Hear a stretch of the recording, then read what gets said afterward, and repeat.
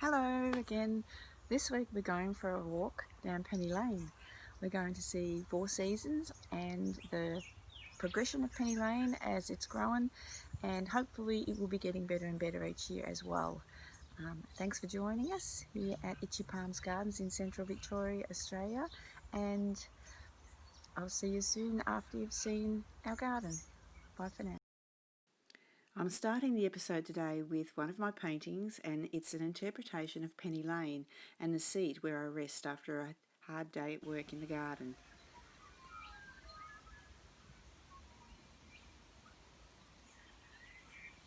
Here's a simple plan of Penny Lane just to show you the layout.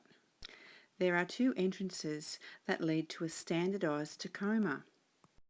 This is a beautiful focal point, and there's also a seat next to it to sit on, to have a rest. Heading down the sandy path from either end, you pass under three large archways. Each pathway is lined both sides with agapanthus, purple agapanthus, and behind that there are a row of winter flowering hot pokers. All the beds are planted out, but that's basically the bones of the garden.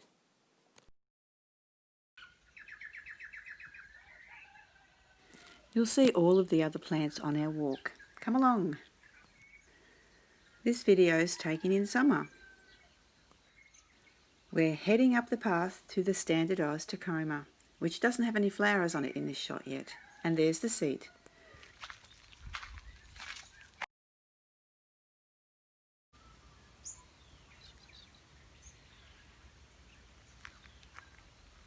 The mauve agapanthus are in full flower here, but the winter flowering hot pocus are fast asleep.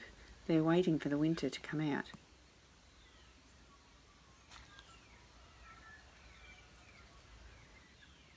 I've used this fountain in a different way to normal. Instead of having water in it, I've got soil in it with succulents because it's so dry here.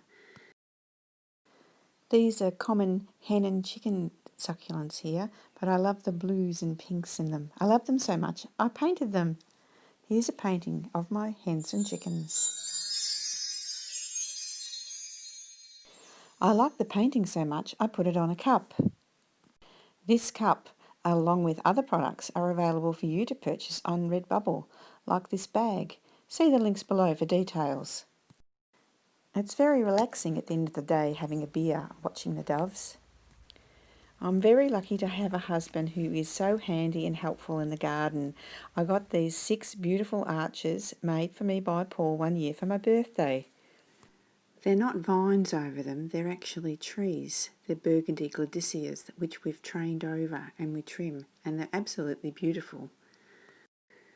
I love the burgundy with the orange cannas. They're really pretty, and they're a summer show. Paul is also responsible for the framework of the standardised Tacoma. It's actually a leg of a broken pergola.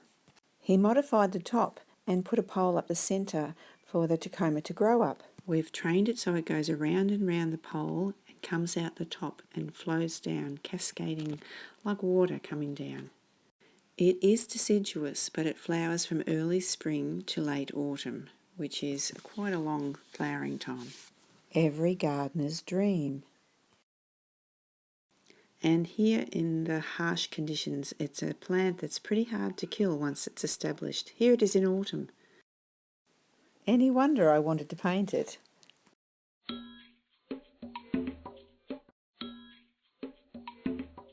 In early winter, the hot pokers come up and start showing their colours. They flower until late spring. This particular variety is frost hardy and doesn't get damaged by the frost at all.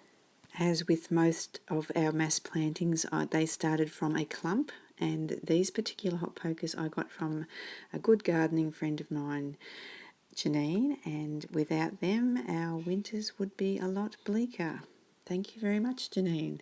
This is the sign at the other end of Penny Lane.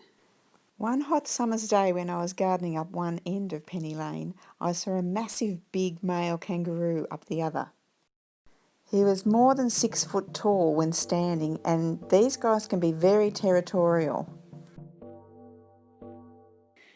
I didn't know what to do in that situation, so I just knelt down and kept weeding. I thought if I didn't pose a threat to him, he might just go away. Wrong. I glanced up to see the big buck bounding towards me, ready to attack. If you don't believe me, just Google victims attacked by kangaroos. I didn't think I had it in me to run that fast to get into the house. But I live to garden another day. Back to the garden tour. Here's the seat I painted again, and this is a spring shot with the Manchurian pears in blossom and the hot pokers still going. As you can see, the agapanthus are having their rest through the winter.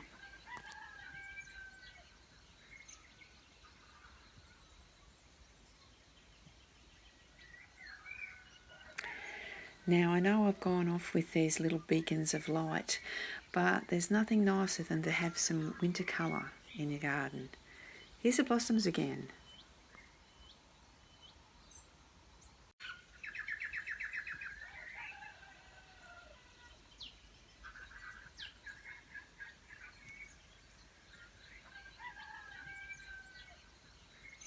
This is a shot in late spring, and you can see that the hot pokers are just about spent, but you can also see the agapanthus are looking really nice and green and ready to flower. The archways and the tacoma at the end are also asleep. At this point in time, it's my job to go along and deadhead all of those hot pokers, which doesn't take that long, and it's well worth it because they just fade into the distance, and now is the time the agapanthus start thinking about shooting up their flowers. These burgundy gladiolus have just started to shoot, and those green leaves will change to burgundy as time goes by. Each year they thicken up nicely, and hopefully they'll be fully covered by midsummer. This is after I've raked up all of those hot poker flowers and the scrap leaves. That job's done for another year. These shots are from a couple of years ago when I let the hot poker flowers be a la naturel and didn't cut them off, but I think it looks much better when I deadhead them. It's definitely worth the effort. Each garden in our property has its own little unique qualities, and some of them need more maintenance than others, but mostly the maintenance is worth it and I really enjoy it. It's really not work when you go out and feel like you've accomplished something for the day. I think that's what gardening's all about. Here's an aerial view of Penny Lane. You can see I've done quite a bit of planting. It just goes to show I've spent many days digging in the sunshine. This is one of our little friends that is often underfoot in the garden too. This spring we've had the best rainfall we've had for more than 15 years, and I think the garden's going to boom. I'm really hoping anyway. One thing's for sure, there's a long hot summer ahead of us. Hi, I hope you've all been gardening frantically as I have been doing. We're hoping to have an open garden this year, so all hands are on deck.